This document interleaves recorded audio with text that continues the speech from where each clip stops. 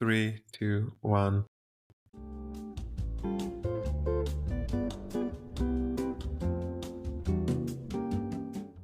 Hi, hello, and welcome, lovely listeners of this podcast. How are you doing? First of all, I want you to excuse the sound quality. Today, I'm recording from my laptop. That is because I'm pretty far away in a hotel room in Chennai, India. But I will get to that in a bit. It has been a super busy week. I'm sleep deprived, have a bit of a headache, and lots of other disclaimers. So let's see how this will go. But I want to start by saying that if you heard the last episode, I think I really pushed the karma. I think I guess I deserved some divine intervention, not of the good kind, of the bad kind. You see, in the previous episode, I talked about airplanes and some hacks, and one of the things I mentioned was how the seats are designed to absorb farts. And I think that I was perhaps overly confident stating that. I know this is a hardcore start in this podcast, but I think I probably committed some sort of a crime. Ancient Greek, there was the term of ivris. Ivris is when you basically insult the gods by your stance or by your usually by your flamboyant ignorance or overly inflated ego or something like this. So when you commit the crime of ivris, the insult of the gods, then comes Nemesis and Thesis. This is a tripleta, Ivris, Thesis, Nemesis. And we use Nemesis in a way as revenge, but in the ancient Greek, Nemesis is not the act. Nemesis is the rage of the gods. It's the state that you have brought the gods in, that they are annoyed at you, they're angry at you, and they're coming to get you. And thesis, which sound a bit like thesis, but not exactly, is the actual punishment, is how they choose to punish you. Now, I claim that people can fart away in the airplanes. I claim that seats were designed to hold the farts. Boy, was I wrong. I think I needed a humbling experience, and that came to my 11-hour flight to India. And I know this is overly specific, and of course, I'm not generalizing in any way. I happened to sit in the middle of two lovely gentlemen, and I have not been farted so much in my life. I have never had the problem of not being able, I wasn't able to sleep in that flight because seriously, every fifth breaths there would be a fart, and I'm pretty sure it was a fart. I don't know if the gentleman had some sort of issue. I could feel also his movements, but I'm not sure if he had an issue because he consumed all the meals and never went to the bathroom. I literally wanted to ask him, should you maybe go and try? I know what's happening. And yeah, we got the chicken curry at night, and that was this is probably too much detail, but I had to push through that. I really tried different techniques, but none of them were really working. And confrontation about this is not something I would do. Let's say that in the morning, because it was a British Airways flight, there was also British breakfast, which consists of beans. That's the Brits, and let's just say that there was fuel being put into that non-stop machine of torture, and I could not get out of my head how I had just 1 week ago instructed the people, the listeners of this podcast and the world to just fart away. And I was wrong. I want to take that back. I want to ask everyone to stop farting when they are in the planes. There's some seats don't work, or I don't know what's wrong, but please, you know what, hold your farts. Go fart in the aisle, go fart in the toilet, do something else. 11 hours. I am not kidding about this. I could only sleep for about an hour in that flight. Not to mention the crazy elbow power games that were happening, the territorial games where everyone tries to have access to that armrest that the planes have. And again, I didn't want to be too annoying, but the hands were crushing the entire armchair and sinking into my space. I'm not even talking about claiming half of the armchair or just the angle of the armrest. I'm talking about being squeezed in and farted in, and the person in front of me inclined their chair all the way back.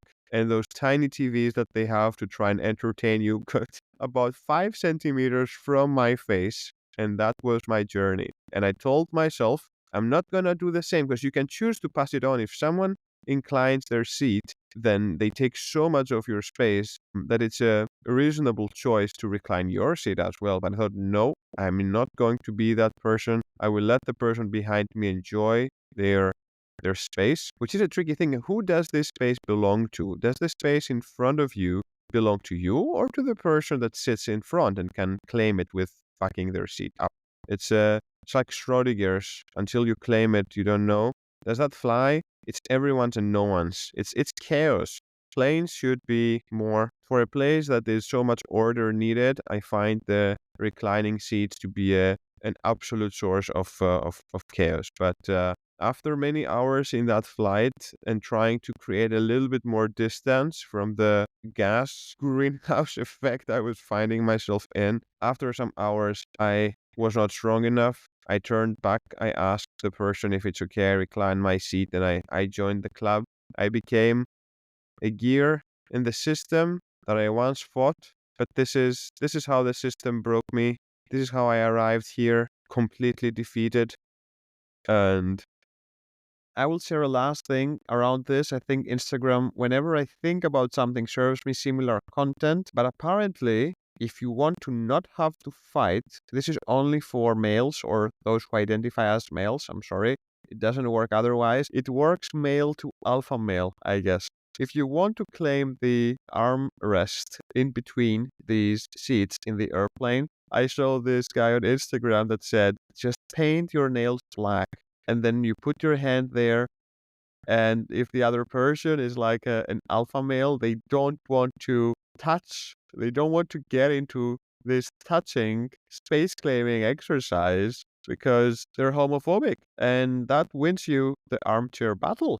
So perhaps I paint my nails on my way back and give this a test, making the territorial alpha males feel uncomfortable and getting your well-deserved space on top of the armrest. That could be worth it.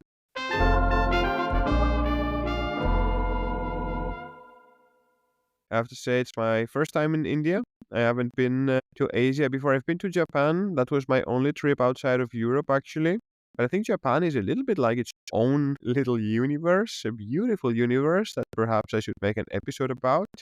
But India is definitely an experience on its own. I think that there is something beautifully chaotic about the city. There are a lot of things that are very different, of course, from some of the conditions, traffic.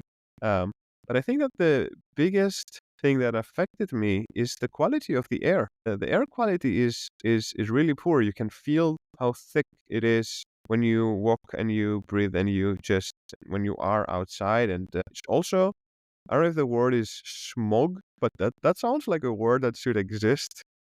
If it doesn't, then it's, fog created by, I think, particles, by air pollution. So you cannot really see super far away. It adds a bit to the dystopian character. Also, a lot of things are unfinished, or there is a lot of debris around from half-finished constructions and all that. So it has this chaotic vibe into it, which at the same time is so full of life from how dense populated it is, from the different colors. Everything is so colorful here. I come from Berlin, from Berlin in the winter, so it is in all its chaoticness. It's very refreshing to see all these different colors and the greenery that tries to make it through the city, and the leaves and trees through countless of power cords and telephone lines, and the yellow tuk-tuks and so many of the beautiful clothes and fabrics everyone is wearing. Of course, there is also poverty seen on the streets, extreme poverty. In some cases, there are a lot of stray dogs. And this is something not completely unfamiliar coming from Greece, but the amount of dogs is pretty high. But I have to say that all of them are in pretty good condition. Like it's not this probably thin and hungry figure you may have in mind where you can see all the bones and the ribs. The dogs are pretty well fed, but there is a lot of them. And we were also told that there are very strict rules protecting animals. There is not a lot of care in castrating them or helping finding shelter for them, but I think there are very strict rules in animal cruelty, and in general, they are mostly unbothered around. Same, of course, goes with the cows that are holy, and you will see them roaming around and minding their own business, having this special asylum, the invincibility of the cows. And I'm still exploring. It's 2 days here. I have the joy of having some colleagues show us around and take us places from super duper old temples where we have to go by the rules and taking the shoes off and doing the respectful praying and drinking what he's giving to us. And in the meantime, also getting some insights about how the God and belief system works and how some of the different religion choices work. There are worshippers of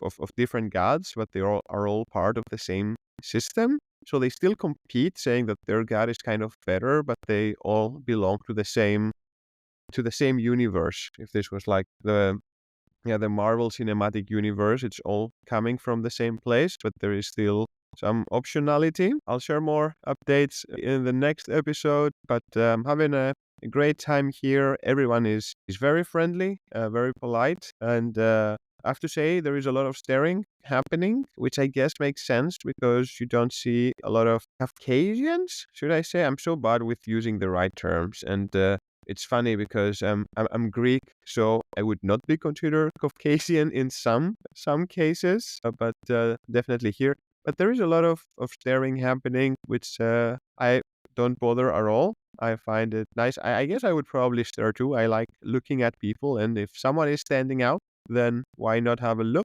But as another colleague said here, it's interesting that the smiling is such a disarming thing to do. If people are staring and you just smile at them, then they don't know what to do. It immediately diffuses any sort of tension from the looking.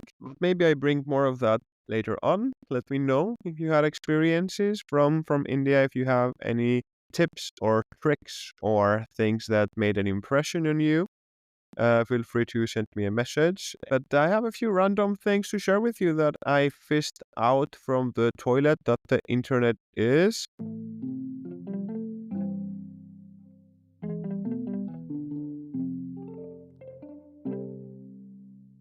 One thing is that actually Meta is testing to bring a reset button on Instagram. And I found that quite an interesting one, not just for Instagram, but in general, the concept of something like this. And the reset button it will basically be an Instagram feature to let users reset all the recommendations and do a fresh start. That sounds either liberating or hell. But yes, users can clear all the suggestions across the Explore and the Reels and their feed. So this is at the moment aimed at teenagers. I'm not sure exactly why it's aimed at teenagers, but will be available globally soon. And the general idea is to ensure a safer, more personalized experience. It's a reset of the algorithm. It cannot be undone and will be rebuilt over time. I don't know in what dark corners you found yourself in after all the Instagram usage. And I know some of you actually have stopped using Instagram, and this is probably the best thing to do. You can skip that piece of me sharing altogether. But if you haven't and you want to just see what the world could be if you started over, it's almost like a game, then yeah, it will be available. The head of Instagram also warned us. He warned us that maybe it makes the app less engaging at first, but offers a fresh option for dissatisfied users. So it's a tricky one, right? They want us to be hooked all the time. So when they put something like that, maybe it helps some people actually get unhooked from Instagram and whatever corner they've entangled themselves in, getting served I don't know, DIY content or people rescuing turtles or I don't know where the hell. What is your weirdest corner on Instagram these days? I guess we're all past that. You remember the hydraulic press where some people would put stuff in a press, in a hydraulic press, and slowly press them and things would get broken or explode, or you would just see how they get destroyed. And that pure curiosity, if you squeeze something long enough, what's gonna break first and how? That was one for me. And way back in the day, this was even before Instagram, there was this guy on YouTube that was selling the world's strongest blender, or so he would claim. And the way he would do it is that he would upload these videos called something something. Will it blend? Let's find out. And he would put things in those blenders from, I don't know, mobile phones to golf balls to toys to indestructible things, and everything would turn into dust at the end of the day. So yeah, I don't know where you are, but a reset button will be coming. Would you be in for that? I think I would. Now, in another piece of random news, and it's interesting because I've heard this from a number of sources. You know how these DNA tests became a big thing 5 or 6 years ago? I think the trend started. Maybe even more. Maybe it's a decade. We're getting old, okay? I'm sorry. This was probably a long time ago. Let me check how long ago this became a trend. All right, that was painful. 23andMe on 2008 was actually already in US, Canada, and 49 European countries. This is 16 years. I like how I said 1/3 of that number. But anyway, if you know these DNA tests, if you know anyone who has done them, it's an interesting way to perhaps check. Well, first of all, it's a way to check if your parents are your real parents. Oops, sorry if that was the surprise you got. But in other ways, it's also a way to find perhaps lost relatives. If you had family members that moved abroad and you can get the matches, you can get your cousins, you can start talking and trying to make a family tree. And I find it, again, I'm firing side thoughts here, but I find it quite wild that so many of us cannot trace back our family trees more than, I don't know, a few generations.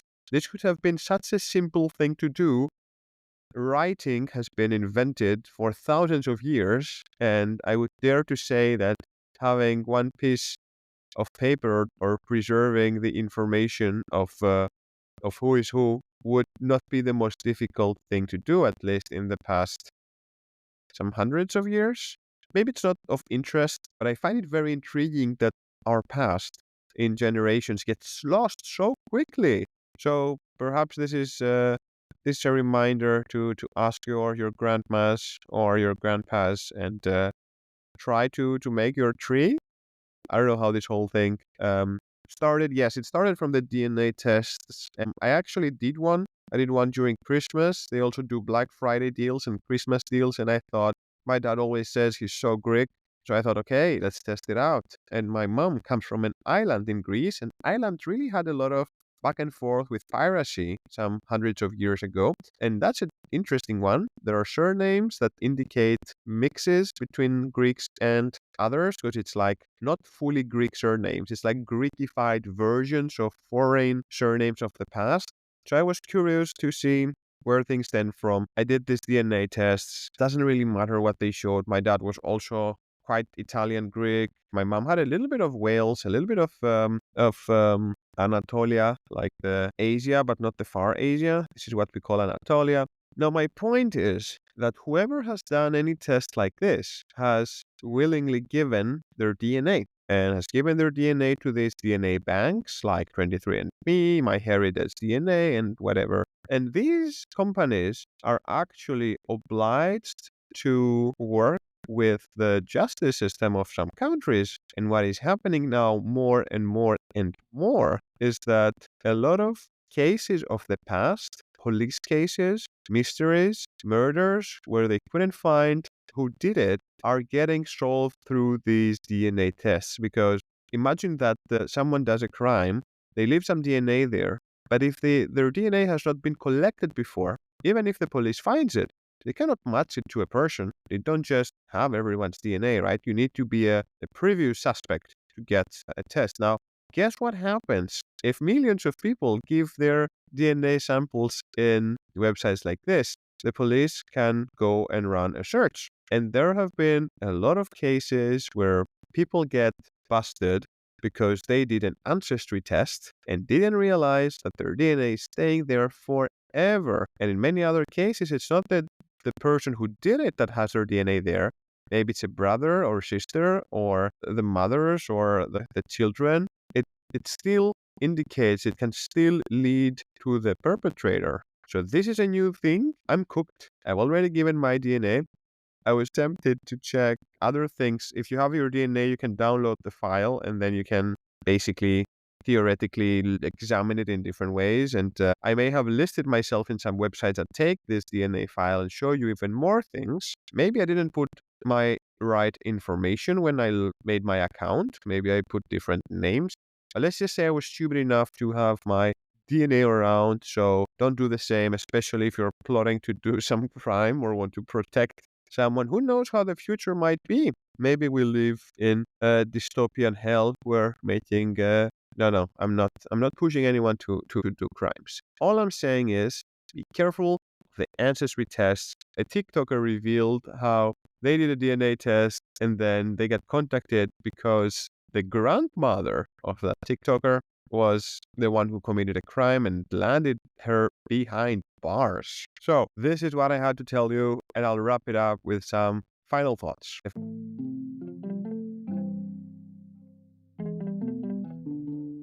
Final thoughts of today will come from a great newsletter that I love. It's called Brain Food and comes from Farnham Street. It's a blog. I don't know much about the blog. I was recommended to get this newsletter some time ago and I have, and it just sends tiny thoughts for your brain every week. So I will close with some of those from this week. First, it's true that determining an actual problem takes time, but that is far quicker than solving the wrong problem and then having to start over. Yeah, that's an easy, tiny thought. We have a phrase in Greece that says count 3 times and cut once. This is from the 10 times when you would cut fabric to make clothing. I mean, you still cut fabric to make clothing, but it's not happening in every household. But yes, spending some time to determine what the actual problem is saves you a lot of time. Even in business, people love saying, what are we trying to solve here? This is a question that can help reroute the conversation if it's derailing too much, and make sure that the time is put into solving what actually matters. Second tiny thought says smart people are uniquely vulnerable to mistaking complexity for insight. This is a beautiful one. Imagine an executive writes a 10-page memo that could be just 1 page. An engineer builds a crazy system when a simple one would perform better at half the cost. The consultants, they mesmerize their clients with frameworks that conceal rather than reveal. We attach prestige to what mystifies us. And this complexity intoxicates both the creator and the audience, dragging us with the illusion of wisdom. So at the end of the day, mastery isn't making the simple complex, it's finding the elegant simplicity that cuts through the complexity. I love this one. I love this. Now, I sound smart now because I'm reading you things. I'm not that smart, but you know these channels that say explain like I'm 5, and it's a question that if you know a subject really, really well, you would be able to explain it to someone who has a bachelor's on it, to someone who is in high school, to someone who is 10 years old, to someone who is 5 years old. Your ability to be able to reduce the complexity and still carry through the message is actually a high form of understanding and skill. I really like science communication for that reason. I used to practice science communication in different forms, a bit more in the past.